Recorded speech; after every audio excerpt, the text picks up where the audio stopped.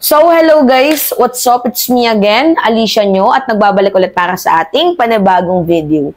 So, mga minamahal, habang nagbo-browse ako, dito nga po sa internet, meron akong nakitang balita, and nalungkot ako, syempre. 'Di ba? Na ang tagal nating nilalaban na no to Pogo, no to drug money, no to eklabush, blah blah blah. And then eventually, mayroon akong makikita na balita na kung totoo man itong sinulat ng philstar.com na umaratsada daw po di umano ang Pogo at drug money dito nga po sa eleksyon sa mga politiko. And nabanggit, mga minamahal, yung pangalan ni Rose Nonolin, na alam nyo naman na itong si Rose Nonolin ay humaharap po sa 237 counts ng vote buying di umano. And bago ko simulan yung kwento na yun, mga minamahal, napa-research din ako kung sino ba itong si Rose Nonolin. At you know, kinall out din pala ito, mga minamahal, ng Congress patungkol nga po dito sa pagkakalink niya di umano sa Formally Scandal issue. Ito nga yan yung post, mga minamahal. Actually, ilagay ko na lang dyan. Yan, post din yan ng Impact Leadership. Rose Nonolin, link to Formally Scandal and Pogo issues, files candidacy for Quezon City 5th District Representative. Isang politiko. Tapos nag-file. May issue. Well, choice niya yun. So, Rose Nonolin, who has been implicated in the controversial Formally scandal, filed her certificate of candidacy for Quezon City 5th District congressional seat, despite repeated question from the media regarding her involvement in the Formally scandal issues related to Pogo operation. Lin declined to comment. Ito na nga yung sinasabi ko sa inyo. Katulad ni Vice President Sara Duterte, bakit kailangan niyang, umiska po patungkol sa issue ng West Philippine Sea? Bakit no comment every time na tinatanong? Meron bang tinatago? Ngayon, dito naman kay Ma'am Lin, 'di ba? Ma'am Rose Lin, ganda pa naman niya, mga minamahal. Idol ko yung kanyang kagandahan, pero hindi sa parte na kung saan merong mga issue patungkol nga po sa involvement niya sa Formally scandal and Pogo operation di umano. So, bakit kailangan mong takasan yung mga tanong? Kung sakaling tinatakasan niya man, kasi yung media pwedeng mag-twist. Pwedeng sinasabi ng Impact Leadership na, ay, ayaw niya lang talagang sumagot ng ano. Or pwede naman sabihin ni Ma'am Lin na kaya hindi ko sinasagot kasi baka gawan ako ng bias na kwento. Pwedeng ganon, 'di ba? Pero ang punto kasi dito, 'di ba, pag may usok, merong apoy. So, tinatanong ka, dapat bigyan mo ng kaklaruhan yung mamamayang Pilipino. And, so on, mga minamahal, sige, magre-research pa tayo kung nagsalita nga ba itong si Ma'am Rose Lin patungkol nga po dito sa issue niya sa Formally scandal at Pogo operation. And iko-content ko ulit yan sa inyo kasi mahal natin syempre yung Quezon. So, dapat boboto tayo, yung mga taga Quezon dyan, ng karapat-dapat. Diba? Lin will be challenging the incumbent Quezon City 5th District Representative Patrick Michael P.M. Vargas in the upcoming election. Alright? So, uso naman talaga kasi sa election, mga minamahal, na merong tiradahan ang magkakaliwa ang grupo. Diba? Pero hindi ko sinasabi na baka pakanato ni Patrick Michael. Kasi, mga minamahal, meron talaga mga supporters na tawag dito, hindi pwedeng itahimik lang nila. 'Di ba? So, mismong mga tao ang nakakapansin nun. So, minsan yung mga tao, sila yung nagvo-voice out patungkol sa issue na to. Hindi di porket meron kang kalaban, ibig sabihin yung kalaban mo na yung gumagawa ng kwento sa'yo. 'Di ba? Maybe parang tawag dito, may mga taong naaawa lamang. 'Di ba? Kung kaya't gusto nilang malaman ang katotohanan patungkol nga po sa kandidatong ito. Now, mga minamahal, ito kasi yung balita. Sabi dito, kanina pinakita ko yan sa inyo, Pogo at drug money rumaratsada sa May election. Noong nakaraang eleksyon, si congressional candidate Rose Nonolin ay inakusahan, di umano ng 237 counts ng vote buying. It's quite alarming kung totoo man. At katunayan ay naisabpina siya ng Commission on Election. Yun, real yun. Yung naisabpina itong si Rose Nonolin. Iniimbestigahan din si Lin ng Quezon City Police District dahil sa sumbong na kumakalong siya ng private army. Ito akusasyon to, yung private army, mga minamahal.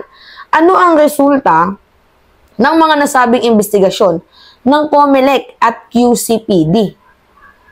Yan po yung katanungan ko din. Ano nga ba yung naging resulta ng nasabing investigasyon ng COMELEC at ng QCPD?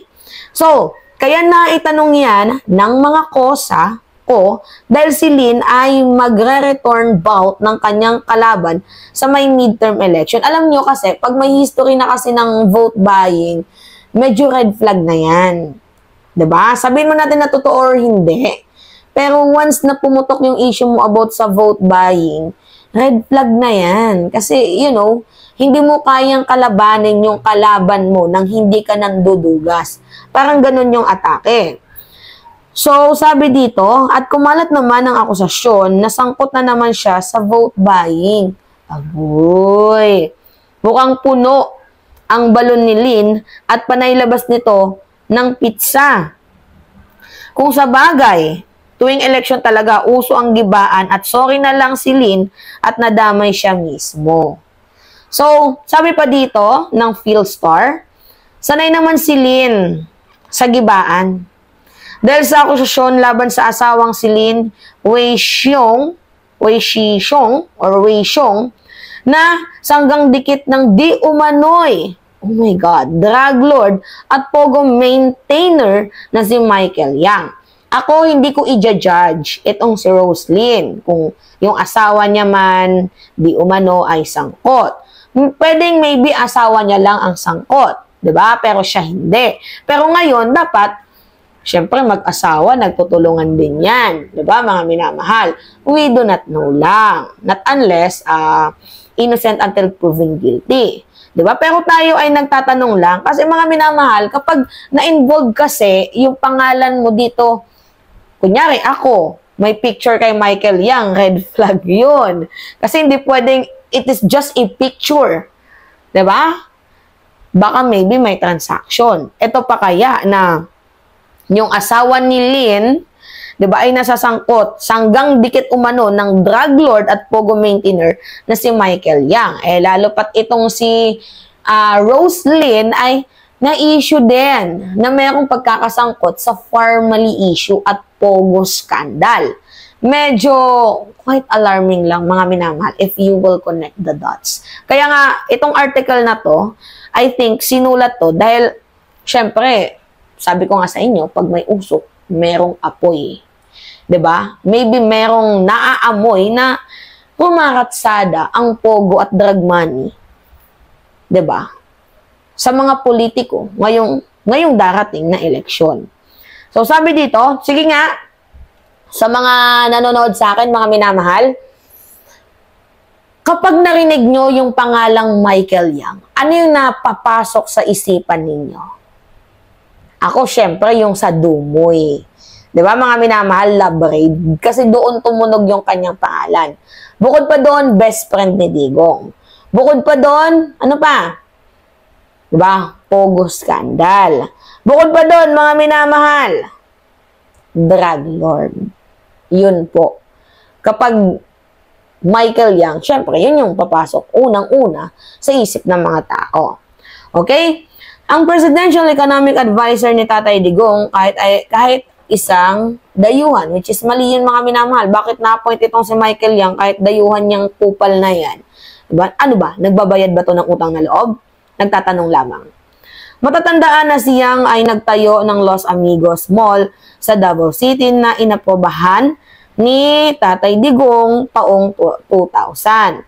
Subalit noong 2024, ang pangalan ni Young ay sumulpot sa Shabu Lab Raid sa Dumoy, Davao City, kung saan umabot sa 76.8 kilos ng shabu na nagkakahalaga ng 152 milyon ang nakumpiska.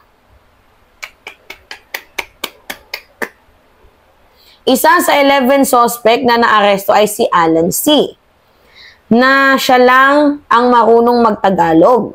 Ang nagsasabing walang passport ang mga kasamahan niya dahil sa mga dokumento ay sa pangangalaga ni Young ng DCLA. Sinabi ni ex-hitman Arturo Las Cañas na palaging nakikita si Young sa fish factory na front ng Shabu Lab. Diba? At ang tawag pa nga nila kay Digong noon ay Superman. Diba? Sa namagan, hehe, kailangan pa bang i-memorize yan, mga kosa? Kaya ko nabanggit si Young dahil sa relasyon nito kay Lynn. OMG. Na asawa, si Rose, na tumatakbong muli 5th District ng Quezon City. Alright.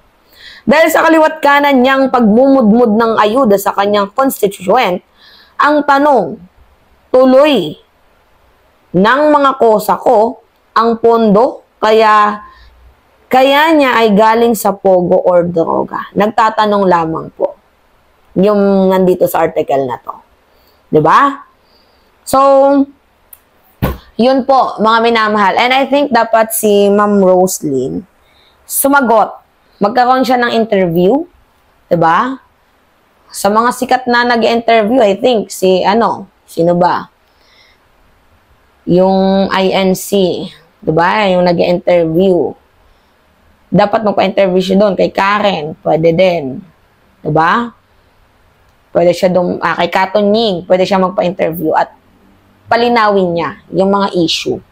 Kasi hangga't wala siyang sinasabi, hangga't wala kaming naririnig yung mga akusasyon, patuloy ito ng patuloy. At syempre, laganap ngayon ng fake news, pwedeng magkaroon ng sanga-sanga. 'Di ba? So, dapat siya mismo klaruhin niya itong issue niya. Kung totoo man. Totoo ba, ma'am? Na rumaratsada daw ang pogo at drug money ngayong Mayo election? Tanong lamang po. Alright, yun lamang po mga minamahal. Anyway, it's me again, Alicia nyo, at nagbabalik ulit para sa ating panibagong video.